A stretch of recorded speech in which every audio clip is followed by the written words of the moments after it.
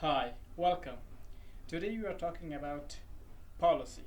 What is policy? How to make a policy? How to develop a policy?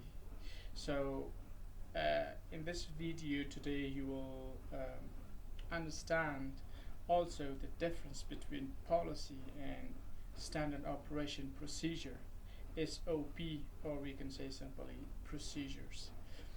So, as you may know, the general definition of policy is same with public sector, private sector, business sectors. So policy has similar meanings generally, whereas in details there are some differences. First, let's discuss what is policy. Then we will go through standard operation procedure with some examples and more clarification. So, policy is the general statements or the general guidelines that reach you to the goals that you are trying, or if an organization is trying to reach to the goal, or if any function or department of an organization is trying to reach a goal. So there need to be clear policies for their staff, for their organization employees, to the insiders, to the outsiders, so that the proper steps to be taken. So policy helps managers, helps employees to decide within the boundary. So policy highlights, tells you your boundary, and also tells you that what should you do, what you should not do. So this is policy that tells you all these. Let's go in some details. Organizations have their own goals. So each organization or business entity has their own departments or functions, like HRM, Human Resources Department, Finance, Marketing, Operations, and other departments. So all these departments have their own objectives. So the contribution of all objectives are contributing to the general goals or a goal of an organization. Um, for example, let's take an example of Human Resources Department has objective, that the objective is contributing to the organization goal.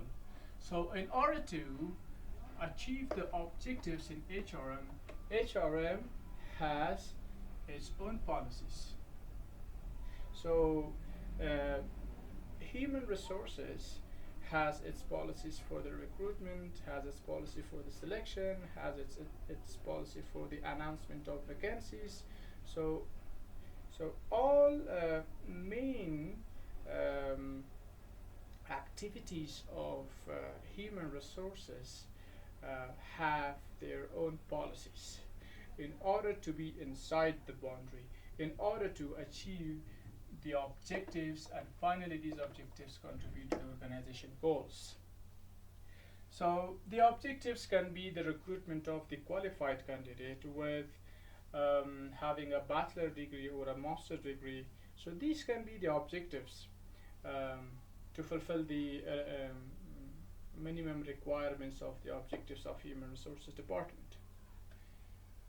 So when we have policies, there are also SOPs, Standard Operation Procedures, or simply we can say procedures.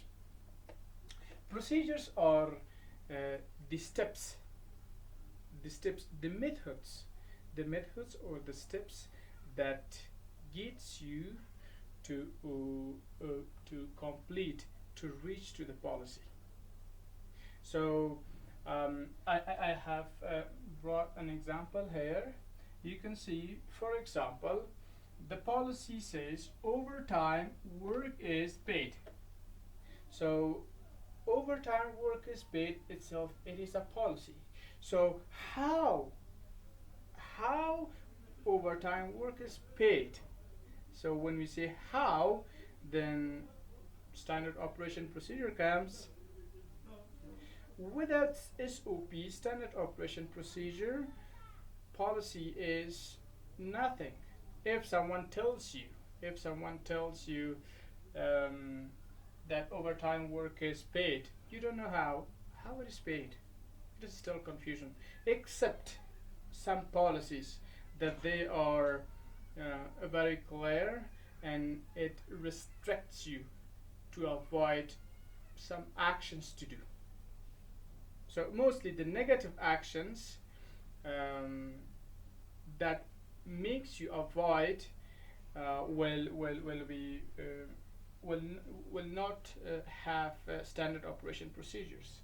For example, um, smoking is not allowed, so it does not need any SOP, standard operation procedure. So it says smoking is not allowed, so please avoid. So this is the policy. For example, for this example, let's have some uh, detail. Fill the form OT001. So this is the first step for reaching to the policy. And the second example, take supervisor approval. So if you want to work overtime, you have to fill the forms OT001, take supervisor approval, and then submit the form to finance. So this is just an example. So these steps, you have to take these steps to be according to the policy. So this is a general statement, a guideline, tells you the decision, and the steps to this guideline are the standard operation procedures, or we can say SOP. So these are the SOPs, and this is the policy. Each function of an organization should have their own policies and standard operation procedures. So finance has their own policies and standard operation procedures for their policies.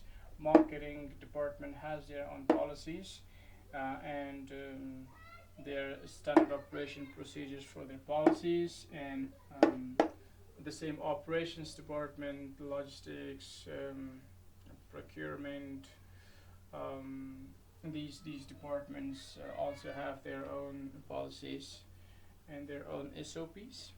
So I have brought also a technical example of policy. For example, from procurement point of view, in procurement, in procurement, I have a policy for you: announcing all RFQs, request for quotations, or RFPs, request for proposals, via internet to vendors that the estimated prices higher than $10,000 for open competition to quote or submit their proposals.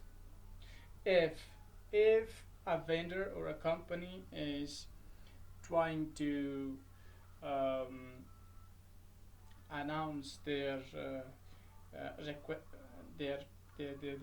RFQs or RFPs, they should make sure that the total price of their RFPs or RFQs are higher than $10,000.